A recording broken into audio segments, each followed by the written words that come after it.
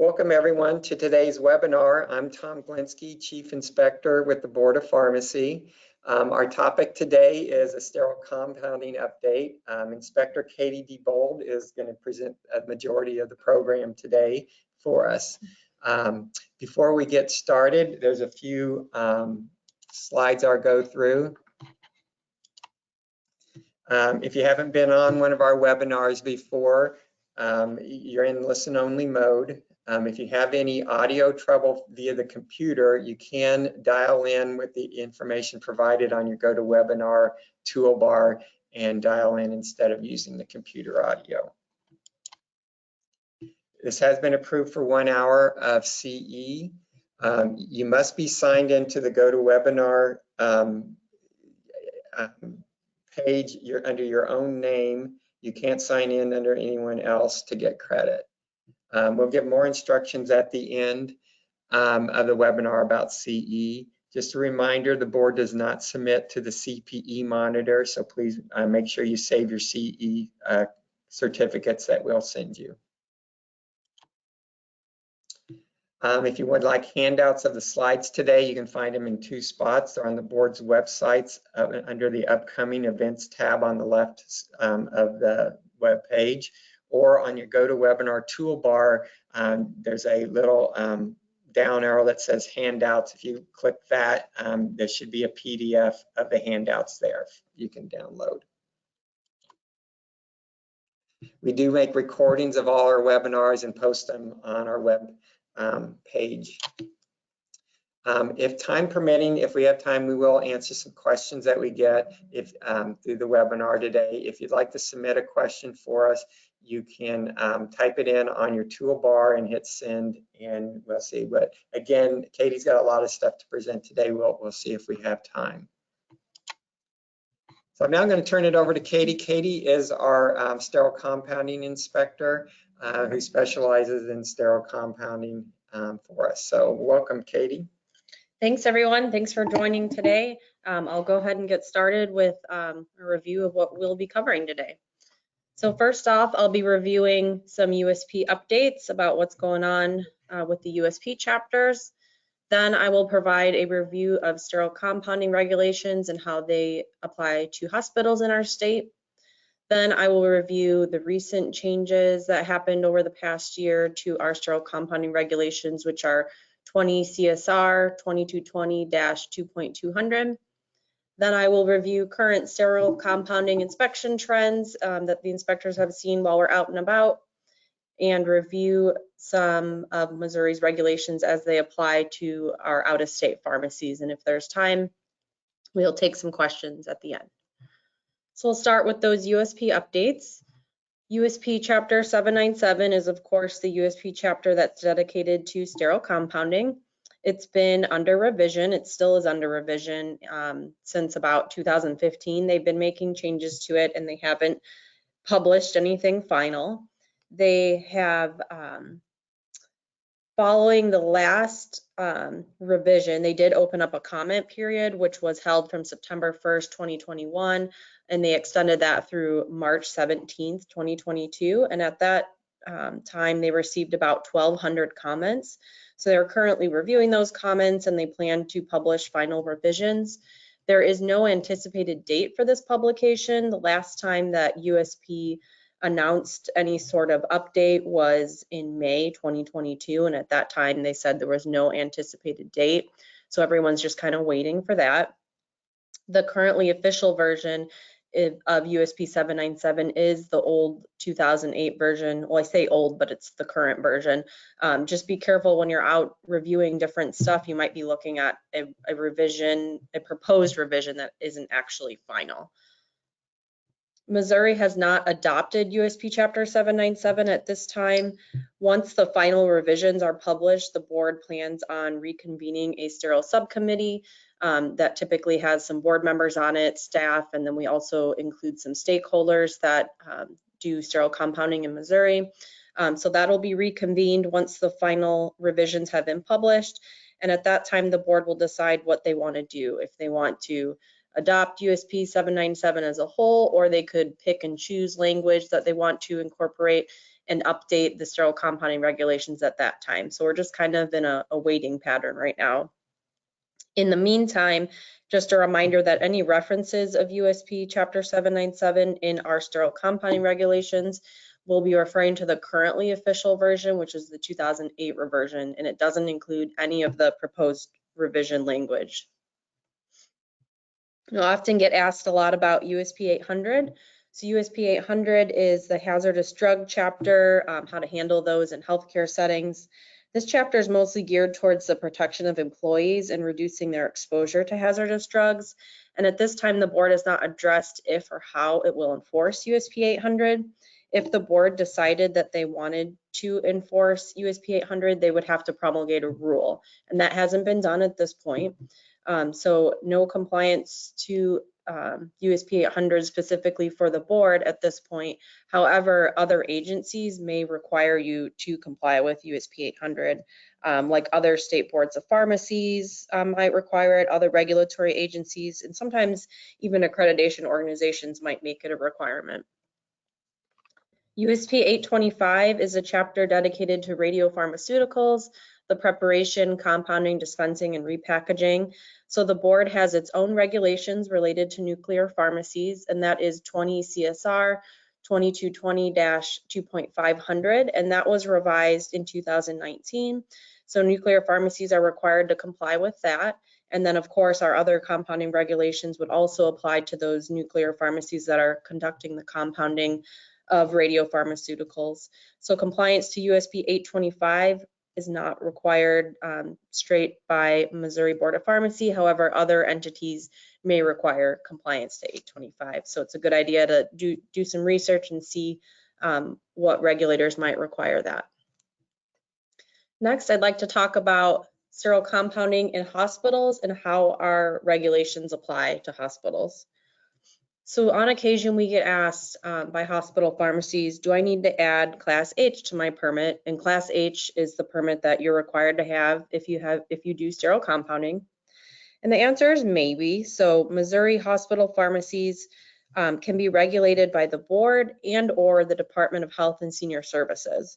So there's some hospital pharmacies that are regulated by both. Some hospital pharmacies are only regulated by the Department of Health and don't even hold a board license with us. So it just kind of depends on what the hospital's doing specifically for their pharmacy services. For sterile compounding specifically, it depends where the sterile compound is being administered. So if the sterile compound is administered within the DHSS licensed hospital premises, that activity is regulated by DHSS and would not require a Class H permit. However, if the sterile compound is administered outside of the DHSS licensed hospital premises, that activity would be regulated by the board and would require a Class H permit. So in order to make this determination, you have to know what the DHSS licensed hospital premises are, and that can be kind of tricky to determine sometimes. So in order to figure that out, you may have to work with DHSS to figure out what exactly is included in the licensed hospital premises. DHSS has their own requirements related to hospital premises, so that's just something you have to work with them and possibly your inspector to figure out. It is really dependent on each pharmacy, their operations, and how they're licensed. I wanted to provide a couple examples of hospital sterile compounding that requires a Class H permit that would be considered to be the board's jurisdiction. One example is TPN that's compounded in a hospital pharmacy and then delivered to a location outside of the DHSS licensed premises. So this could be the patient's home or even another pharmacy. Another scenario we see is antibiotic eye drops that are sent home with the patient, oftentimes following some sort of surgical procedure. And then, this is of course compounded antibiotic eye drops. And then compounded preparations for infusion centers. So this one, it's kind of dependent on the location of the center. It goes back to where, if the infusion center is on the DHSS licensed premises or not. So if your infusion center is like 10 miles down the road from the hospital, that is not going to be part of the DHSS licensed premises and would most likely require a Class H permit.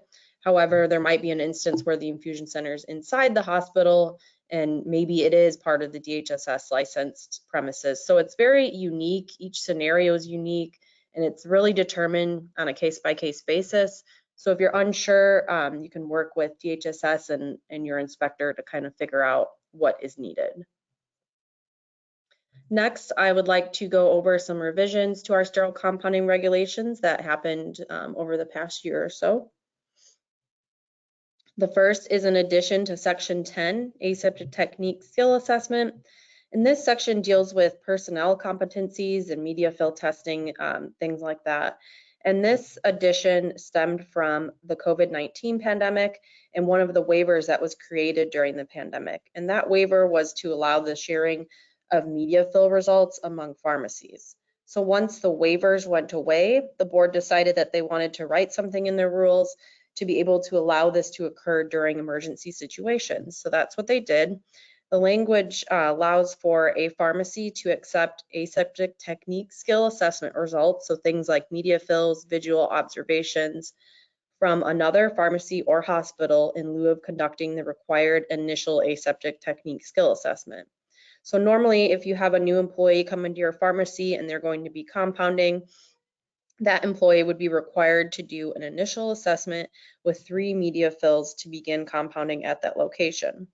With this rule, that can now be skipped, I guess, for lack of a better word, and you can basically take the aseptic technique skill assessment that was performed elsewhere. And this is only allowed if it's needed to prevent interruptions in patient care during an emergency. So an example would be something like all of your compounding staff is out due to COVID-19. And what they could do is they could bring in an employee from another pharmacy, and then the pharmacy could start compounding as long as they meet the requirements of the rule, and then they have a compliant aseptic technique skill assessment that was done at another pharmacy. So this should not be used to address routine or foreseeable staffing issues. So you don't want to use this for someone that's routinely floating between pharmacies. It's specifically for emergency situations. And after 45 days has passed, that individual needs to go ahead and complete that initial aseptic technique skill assessment at that pharmacy. So they can't just work off of that media fill test performed at a different pharmacy forever. There is a limit of 45 days for that one. In addition, the following things also need to occur to be able to accept those media fills from a different pharmacy in an emergency situation. One is the aseptic technique skill assessment to be accepted has been reviewed to verify it is compliant. So the pharmacist would need to review and make sure it's up to date and that it meets all the requirements of our rule. It has all of the necessary competency assessments.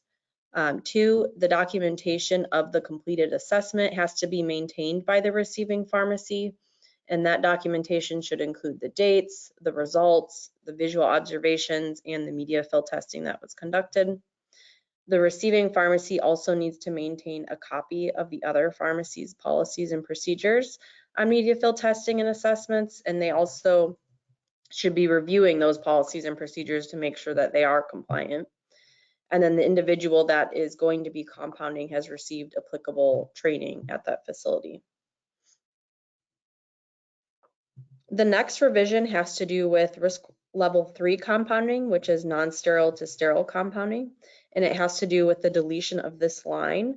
So the line read, once compounded, risk level 3 preparations shall at a minimum remain risk level 3 for the life of the preparation. So that line was removed. And it allows pharmacies now to compound a non-sterile to sterile stock solution, sterilize it, conduct the appropriate end preparation testing such as sterility and endotoxin. Then they can use that stock solution to dispense additional preps over time without having to do extra testing on the final preps.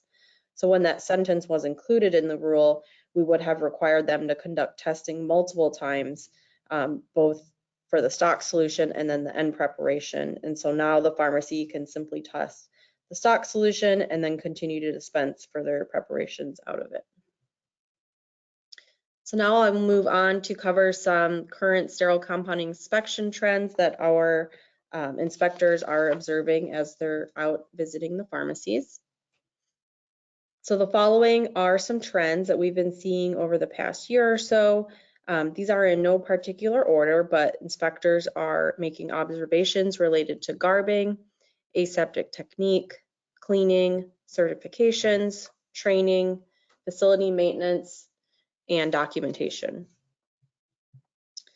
So a number of the things that inspectors are seeing related to garbing, I will describe what the issues are and then describe how to do them properly. So this includes things related to garbing, such as improper hand washing, incorrect order of garbing, improper donning of sterile gloves, exposed hair, exposed jewelry, and then wearing makeup while compounding. So with improper hand washing observations, things that we're seeing are that personnel are washing their hands for less than the required 30 seconds. A lot of times this is due to the fact that there is no clock present to record the length of the hand washing, or the clock isn't used. So it's just kind of left up to the judgment of the person washing their hands, and that's not always quite long enough. Another thing we've been seeing more often is that there is no hot water at the hand washing sink. So oftentimes a regulator or something gets turned off, or the temperature gets turned down for some reason, and then there's no hot water at that sink, and it is a requirement to have hot and cold water at the sink near the controlled or buffer area. And then also the area underneath fingernails is not being cleaned appropriately. And that can be done using either a disposable nail pick, or you can use the fingernails from your other hand to go ahead and remove that debris. Proper hand hygiene is especially important to reduce any potential bioburden from being transferred into our compounding spaces. So hand washing helps us to maintain an aseptic environment. And since we've been seeing a lot of hand washing observations, I wanted to review the proper technique of how to wash your hands. So there's a good chart here that kind of demonstrates the different areas that you need to cover. You want to wet your hands with water, apply soap, and then you need to remove debris from underneath the fingernails, again, using either a nail pick or the fingernails on your other hand. You want to wash all the way up to your elbows, include your entire forearm. And then you want to pay attention to some of the most commonly missed areas. So the CDC studied hand washing in healthcare personnel, and they found that these three areas were the areas that were most commonly missed, and it's the thumbs, fingertips, and between the fingers. So if you look at the diagram I provided here, number 6 shows you a good way to clean your thumbs.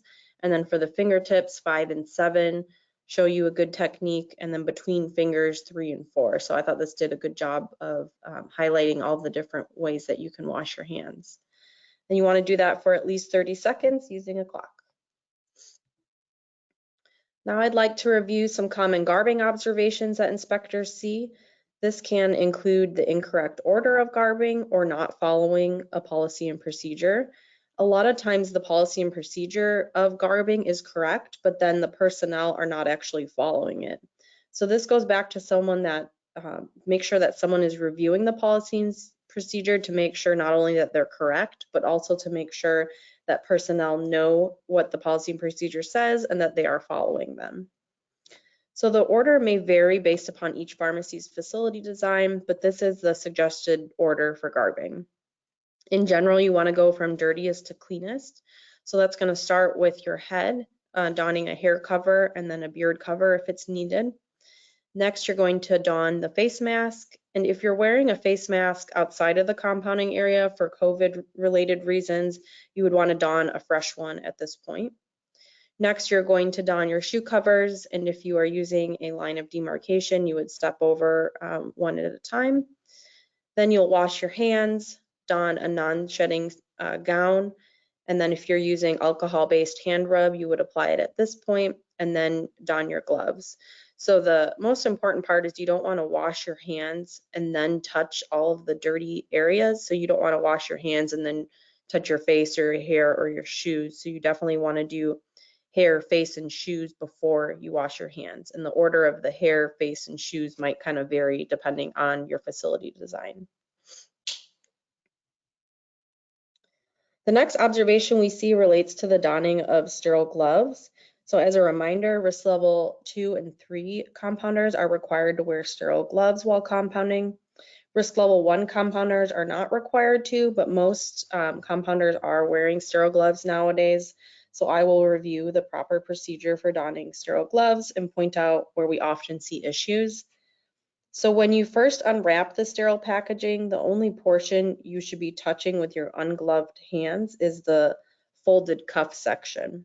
So the tips or fingers of the glove and then the inner portion of the glove, kind of along where your palm would be, should not be touched. So the proper procedure is you want to use only your thumb and index finger to grasp the folded cuff of the glove and slip your hand inside. It's really tempting at this point to just fold the cuff down right away, but you will want to leave that cuff folded, and then you will pull that cuff down later when you have the glove on your hand. So you can kind of see in the picture there how the cuff is left to be folded. Here are some pictures of what not to do on that first step. So you don't want to use your ungloved hand to fold the cuff down along the palm there or adjust the fingers. So you don't want to touch either of those areas because we want those portions to remain sterile. If you were to do either of those things, you would be introducing microorganisms to the sterile portion of the glove. Next, you'll pick up the second glove by sliding the gloved hand under the cuff of the glove and slip it onto your ungloved hand. And you want to watch your thumb placement while you do that. So you can see in the second picture there on the right, the thumb is kind of pointing up, and that's to make sure that the thumb doesn't accidentally touch the skin of the portion of the ungloved hand there. So it feels natural at that point to want to tuck that thumb underneath and grasp and pull the cuff down, but then your gloved thumb would be touching the skin as it is in this picture. So we don't want to do that. We want the thumbs and fingers to remain sterile. So you don't want to do that with your thumb. And then you will unfold the first cuff by slipping the fingers of the other hand inside the fold and then fold that down all the way. Again, you want to watch that thumb placement. You don't want to stick the thumb underneath and pull along the wrist there. And that is the correct technique for donning sterile gloves. It does take some practice to learn this technique, so you want to make sure that your compounding personnel are shown the proper technique, they have time to practice it, and are able to do it properly.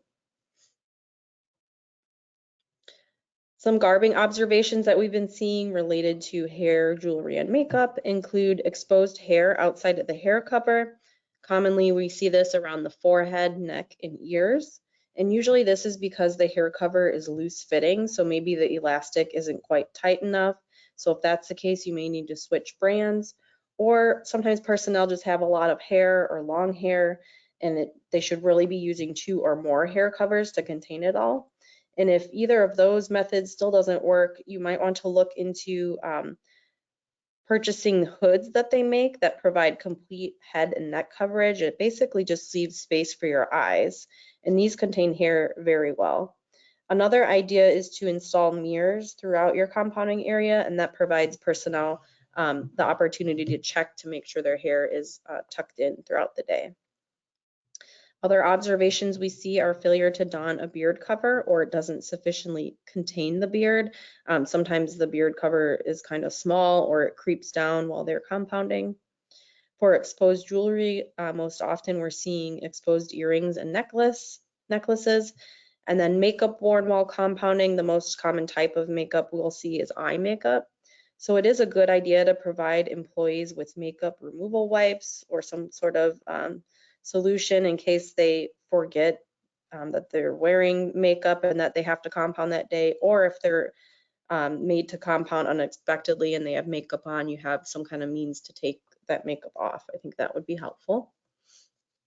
And here are some pictures to demonstrate what we're seeing. So we have hair along the forehead and ears, an exposed earring, and then an individual that has not donned a beard cover. Moving on to aseptic technique observations. A common one we're seeing is failure to wipe materials down prior to placement in the primary engineering control or the hood. And the key word here is wipe. So you need to apply disinfectant, usually sterile alcohol, to your supplies. And then you need to use a wiping motion to get rid of the spores. So almost all supplies have spores on them from the packaging. This is especially true if it was ever packaged in cardboard. And the application of the disinfectant alone does not kill or remove the spores, but that mechanical motion of wiping does. So a lot of times we'll see items being sprayed or not, and then just placed in the hood, so they're not, that wiping motion isn't occurring, or being neither sprayed nor wiped and just being placed in the primary engineering control. So this is an important step to do in order to reduce any potential bioburden from occurring in our hoods. Next, we're seeing some critical sites being touched inappropriately. Most commonly, we're seeing the plunger being touched as they're removing drug or diluent. So that's a picture on the left there that kind of shows that. We're seeing needles being placed on the work surfaces and then touching the work surface. And then tops of vials we're seeing being touched. And these ones specifically, what we've been seeing is the top will be disinfected initially, but then during the compounding process, during dilution, the vial will be picked up, it'll be shaked or swirled, and then that's kind of when the fingers will touch the top there. We've also seen sometimes the vial will get placed upside down and the critical sites then touching the work surface. So that isn't good either. You want to avoid touching any critical sites with your hands or other surfaces, as touch contamination is a common source of contamination in our compounded sterile preparations. Next, we have failure to disinfect gloves prior to compounding and frequently thereafter. So you make sure you want to disinfect your gloves with sterile alcohol before you get started compounding and then throughout the compounding procedure. And this is especially true if you touch something outside of the hood, so a keyboard, a phone, the pass-through, things like that. We're seeing unnecessary talking in the compounding area, so full conversations, singing or laughing while you're compounding. Those activities are huge particle generators, and we know that microorganisms are on the particles, so we want to avoid that. Also, as you talk, you're creating droplets, which can make the mask damp over time and compromising that mask integrity. So even if you can't tell that your mask is wet, it is slightly wet from those droplets, and then it does a worse job of protecting against those particles coming through. We're also seeing the improper use of first air. So first air is being blocked with hands or other supplies. So it's important to know where your first air is coming from and to remember its purpose.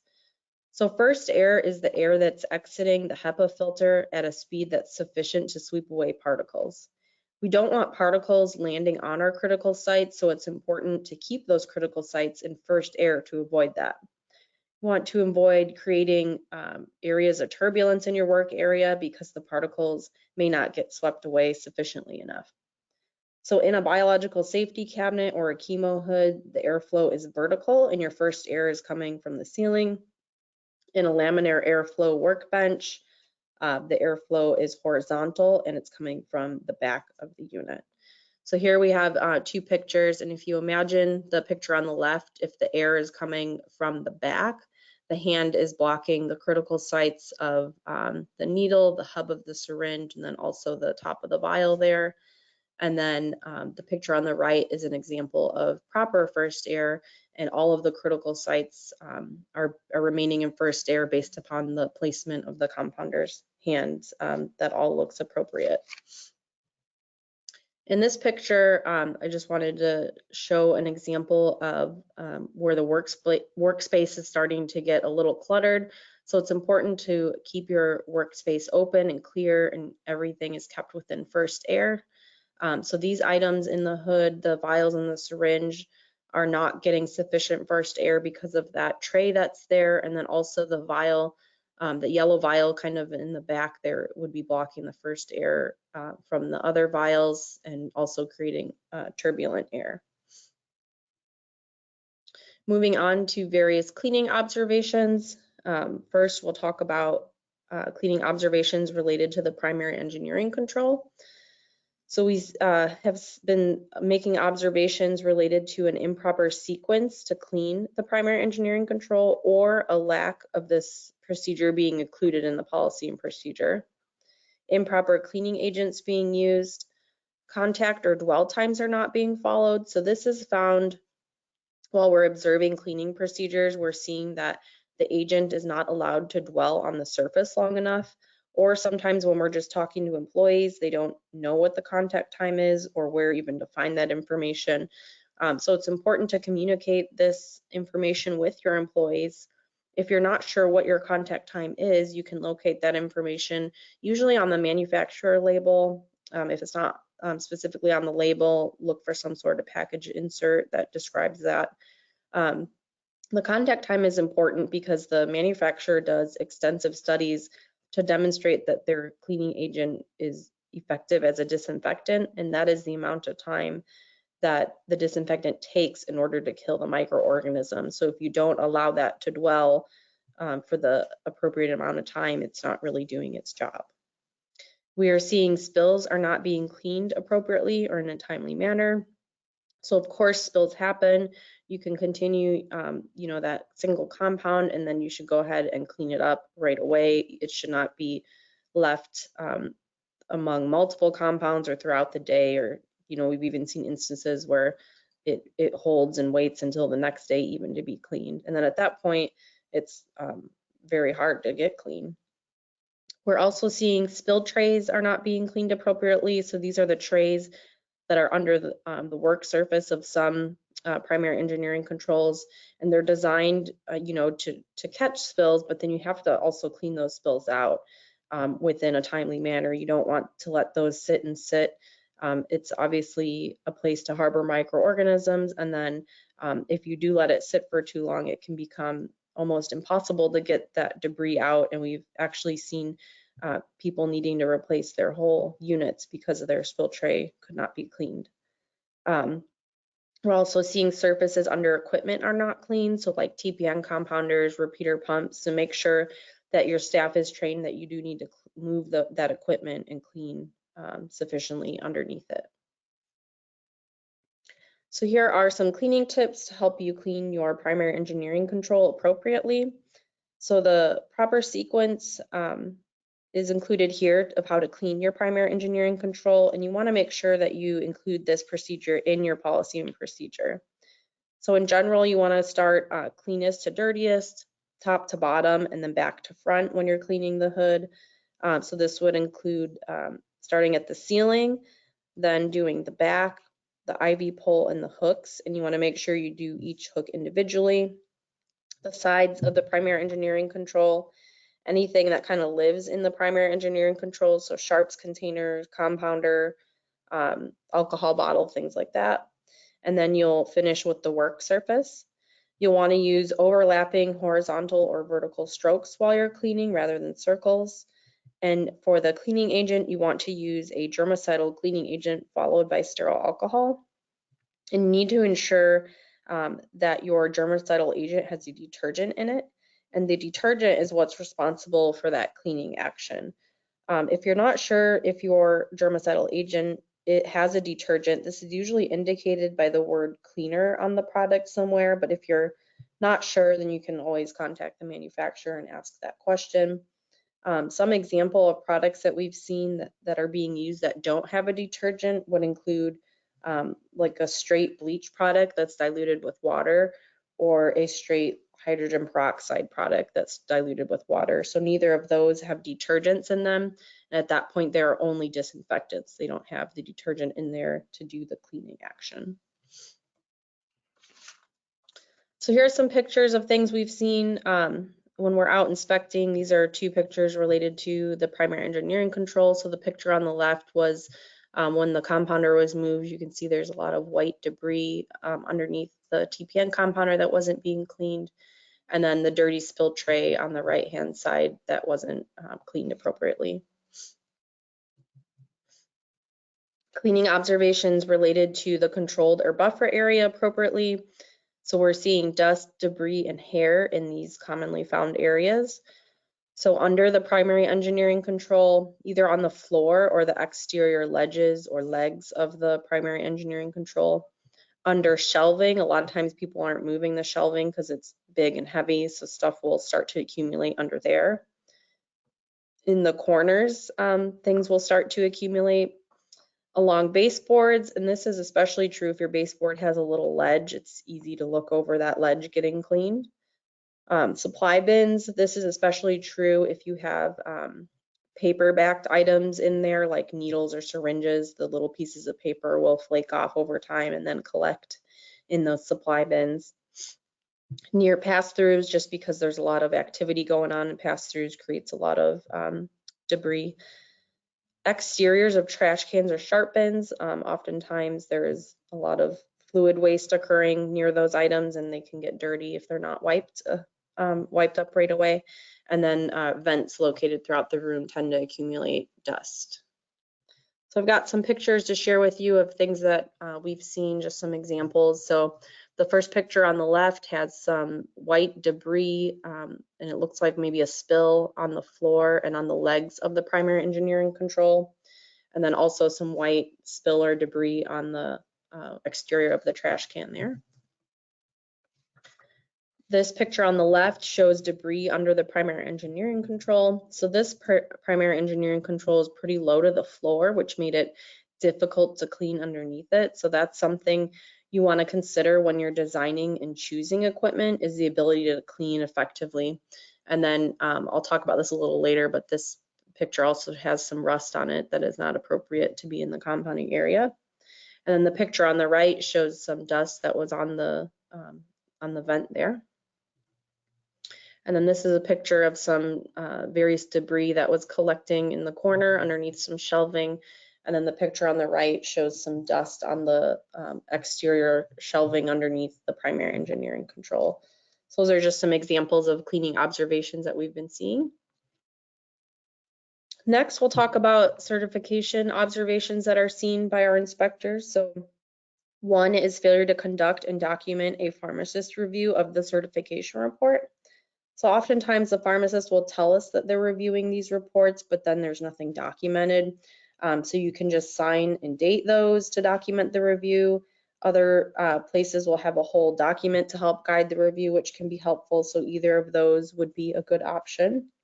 It's important that when you're reviewing your certification reports that you fully understand these documents to make sure that your equipment is working appropriately. You need to make sure that you understand the tests that are being ran and that everything is in good working order. As far as what to review, you want to make sure that all of your equipment is included. This can be especially true if you have a lot of primary engineering controls. Sometimes we've seen whole hoods get missed just because there are so many, or maybe a room gets missed for whatever reason. So you need to go through and make sure every piece of equipment has been included in the certification. You want to ensure that the appropriate tests have been conducted, including particle counts. You want to make sure everything has passed certification. You don't want to see the word fail on there anywhere. And then if there are any deficiencies, you want to make sure that they are corrected appropriately. And you also want to confirm that all your reports are received in a timely manner. A lot of times when we ask for the certification, staff will just hand me, or an inspector, the environmental monitoring records, and they'll say, oh, this is all of the certification, and it's only like 2 pages, and it's just the viable air and surface sampling. Well, that's not the complete certification report, and they never received it.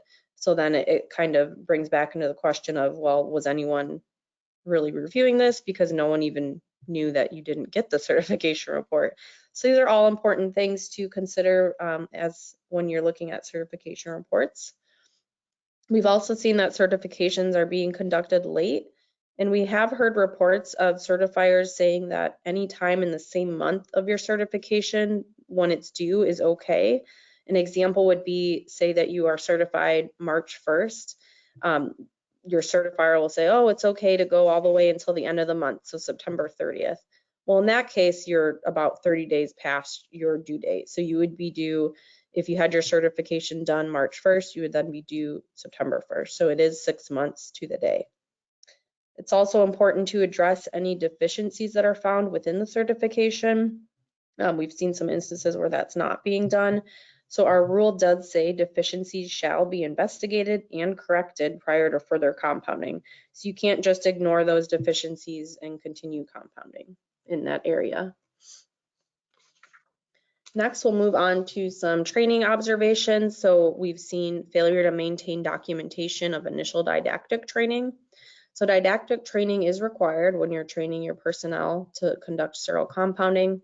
And didactic training refers to classroom type training, such as reading something, taking a test, doing an online course, watching a video, a webinar, for example.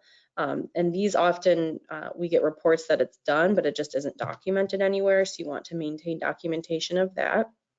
We've seen late aseptic technique skill assessments. So these must be completed every 12 months for risk level 1 and 2 compounding. And that includes the media fill test and then also a visual observation to go along with that.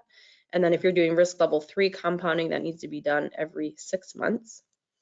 We're also seeing that aseptic technique skill assessments are missing required components or just aren't very detailed. So you want to make sure that there is plenty of detail so that it's clear what was assessed during the visual observation, and you want to state exactly what was observed and assessed during each of these steps. So you don't want to just have a broad statement like garbing was appropriate. You should specifically say, you know, this is the garb they donned, they did it in the correct order. Like, it should just be, you know, their hair was tucked in. It should just be more detailed.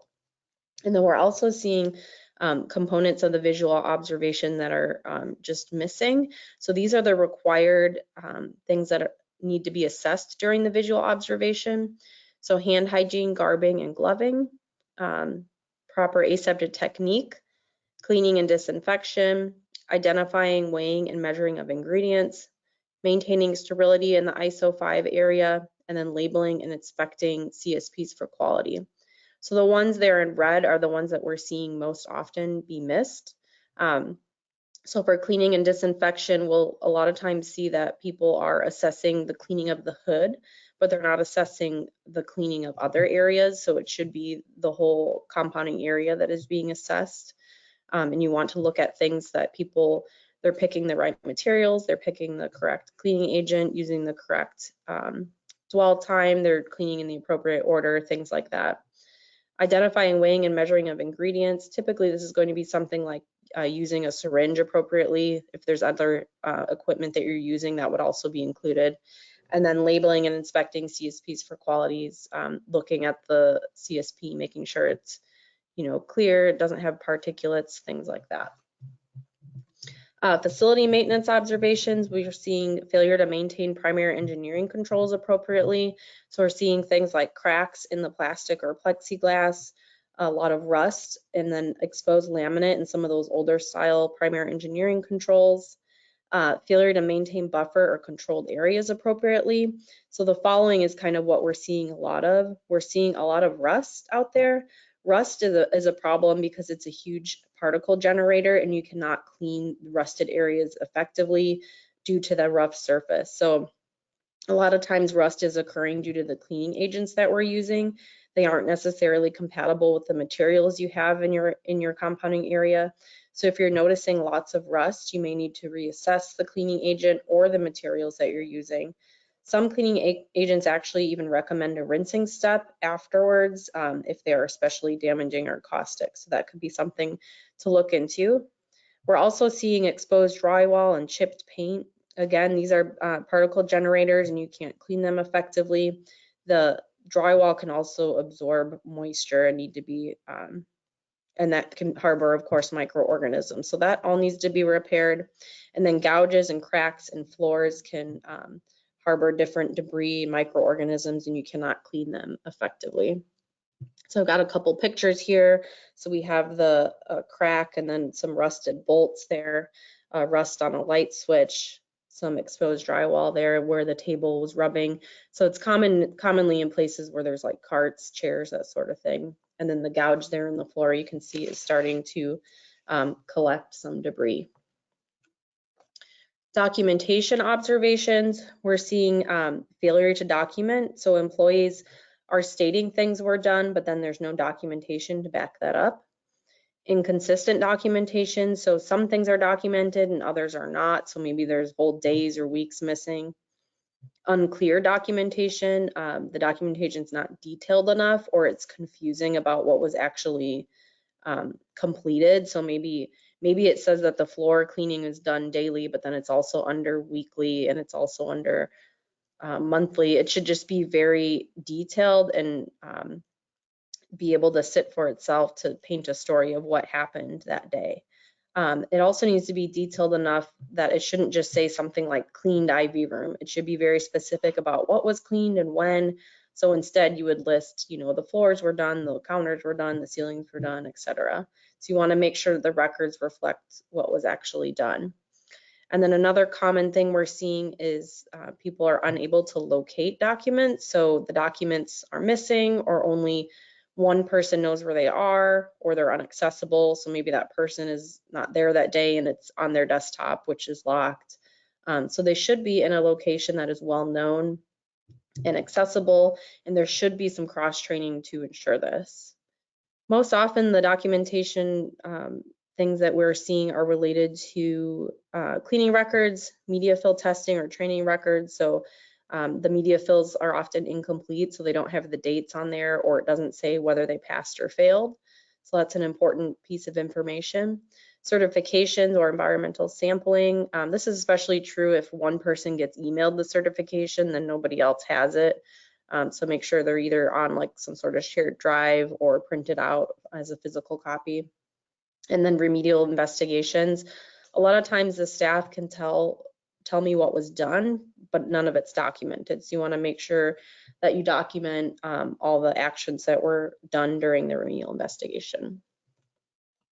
So that kind of covers the inspection trends that we've seen. So I wanted to take a couple slides and talk specifically for our out-of-state pharmacies, since they're oftentimes on our webinars. So I wanted to provide an overview of topics where Missouri is a little different than other states.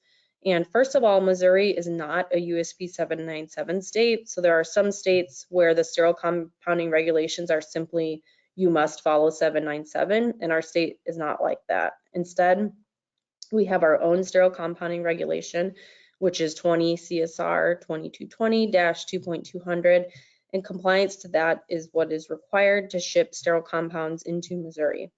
So there are some similarities to 797, but there are some areas of 2.200 that are stricter or different than USP 797. And this includes our risk level 3 and preparation testing requirements, which is non-sterile to sterile compounding, or high risk compounding is how 797 defines it, remedial investigations, and then also recalls. So one area where Missouri regulations are stricter than 797 is related to risk level 3, or again, the high risk sterile compounding. So all risk level 3 preparations must be tested for sterility according to USP 71 methods. And this is regardless of batch size or the beyond use date that is assigned. So this is different than 797, where sterility testing is only required if you exceed certain beyond use dates or batch sizes. The Missouri regulations instead say that testing has to occur on all risk level 3 preparations. Then parenteral risk level 3 preparations must also be tested for endotoxins according to USP 85. And this is again, regardless of batch size and beyond use date. Missouri also allows emergency dispensing of risk level 3 preparations. So if a risk level 3 preparation is necessary for immediate administration and there's no alternative prep available, it may be dispensed prior to receiving the required test results. So you still have to conduct the test results, but you are able to dispense prior to receiving those results. In those cases, you have to inform the prescriber of this and document their approval and the need for the emergency in each individual prescription record. A separate authorization is required from the prescriber for each emergency dispense, and you can't do like a blanket authorization. It has to be specific for each prescription. We also require any risk level 3 compound that is assigned a beyond use date greater than 30 days has to have a potency test to support that beyond use date. So this doesn't need to be done with every dispense. It just has to be done one time. And if the compounding methods change, then a new test would have to be done at that point. Next, we're going to talk about remedial investigations. So a remedial investigation is required for any environmental monitoring sample that has a colony forming unit or a CFU count that exceeds USP 797 action levels. So that part is similar to 797, but our rule is silent regarding the taking of action for highly pathogenic microorganisms. So the remedial investigation is only required based upon the number of CFUs and not the type. So compounding must stop unless you take some actions while you are doing the remedial investigation. So you have to, you either stop compounding altogether, or you may continue to compound if you clean and disinfect the area using a germicidal cleaning agent and a sporicidal agent. And then you also have to reduce your beyond use states to 12 or 24 hours, depending on what risk level you are and where the sample exceeded action levels.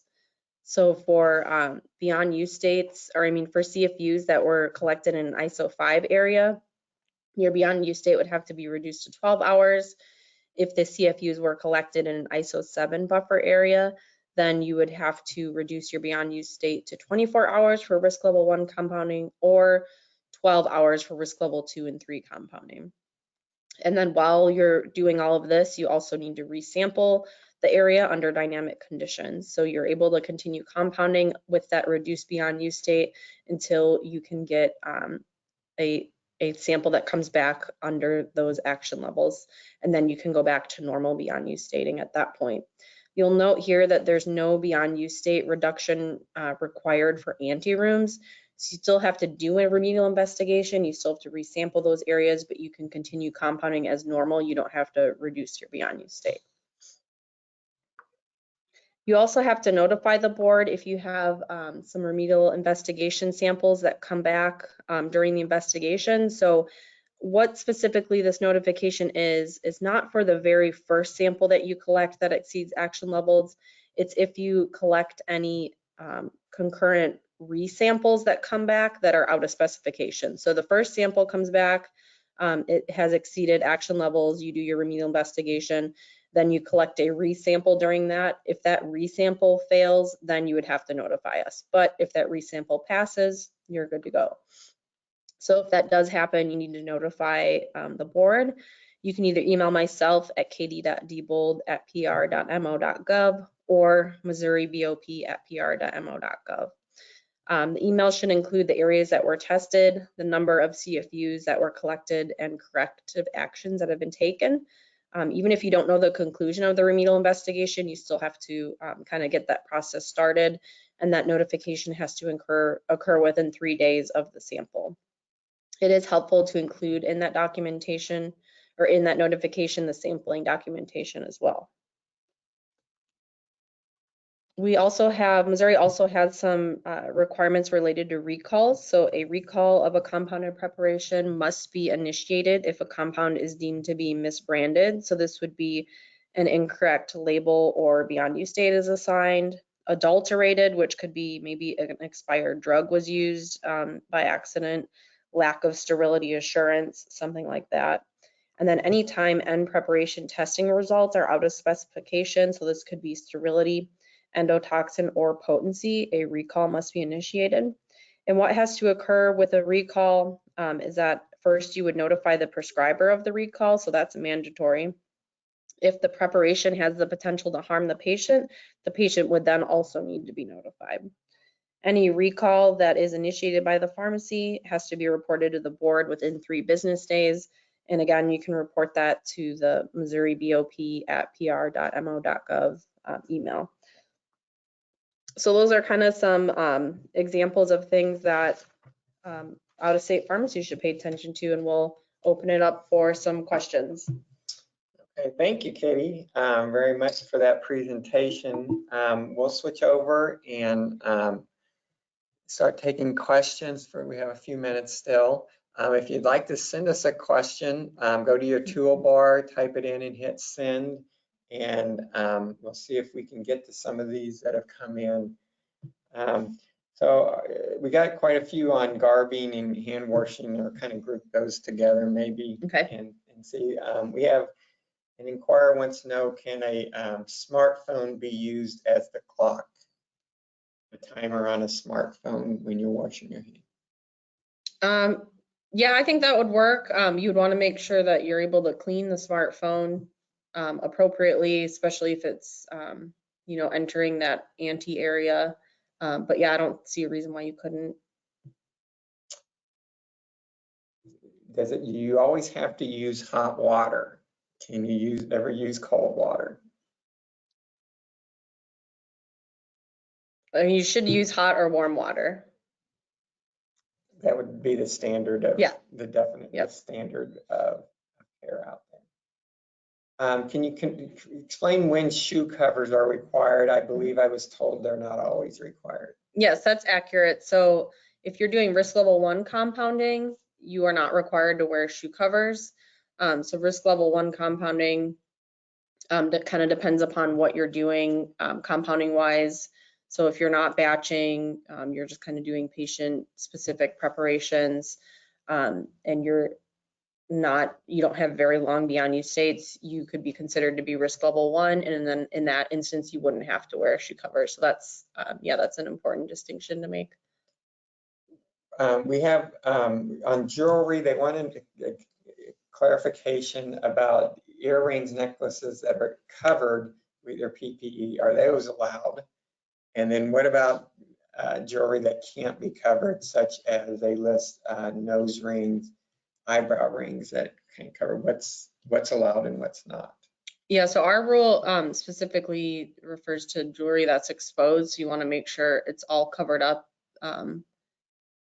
with the garb appropriately. If it's interfering with the garb in any manner, then that's not appropriate. It is best practice to remove all the jewelry if you are able to.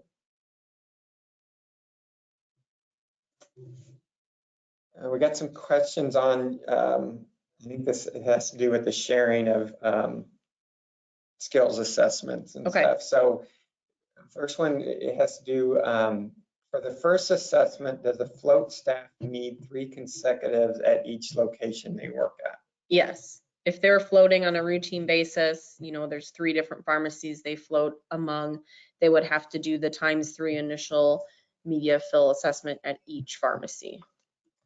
So this asked about Class J shared services where you have 2 pharmacies in a Class J.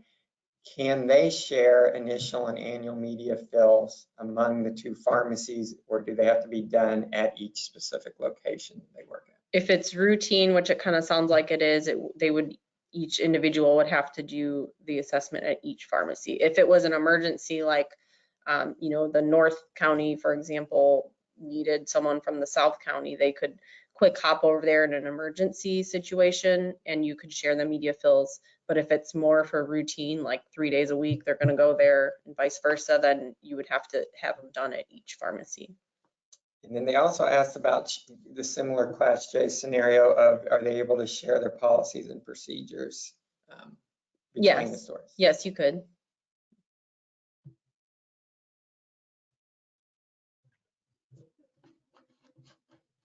We got some questions kind of related to hospitals. Let me see if we can get a couple of those in real quick. Someone wants to know, does the board, if there's a complaint made about hospital compounding, does the board have jurisdiction? I'll answer that. The answer, it would depend on what the complaint is. The board has jurisdiction over the individuals, a pharmacist or a technician. So if it was like an error, a dispensing error, a compounding error, then the answer would be yes. It would also be what kind of compounding it was. Was it strictly for to be administered there within the hospital? If it was a complaint about the conditions of the facility, it would depend on is that pharmacy licensed with us in general too. So it'd be very case-by-case basis on what the board would have jurisdiction over. We are about out of time, so we're sorry we didn't get to all the questions. You can send questions directly to Katie at the email address she gave earlier if you need an answer. Before we close out, our next webinar is going to be on October 13th. It's going to be our annual compliance update with an extended question and answer session with inspectors, or I have a couple other inspectors with me, and we'll take extra time to answer questions. We do record our webinars, as I said earlier. Right now we have 5 that we've already done this year. They're listed here. If you're interested in any of those, you can go back on our website and find those. For CE, if you're wanting CE, do not close your browser. Once I announce that I'm closing the webinar, the screen will pop up saying the organizer has ended the webinar. You hit close on that little screen, but again, do not close your browser, and a survey will open up on your screen. You answer the 5 questions and click submit, and then you're done. If for some reason you do not get the questions on your screen, and this happens sometimes on especially on smartphones and tablets sometimes, you can email us at compliance@pr.mo.gov to ask us send us the webinar questions. You must have them back to us within 24 hours, so that's 1 p.m. tomorrow, in order to be considered for CE, so you can email your answers back to us. Save your certificates. We do email them now. We no longer put them in the mail. It may take up to 30 days before we email those out. And save them because, as I mentioned earlier, the board does not submit to the CPE monitor. So I want to thank Katie again for coming today and giving us a very good refresher on the board sterile compounding rules and what the board's seeing out there on inspections. So thank you, Katie. And I am now going to close the webinar.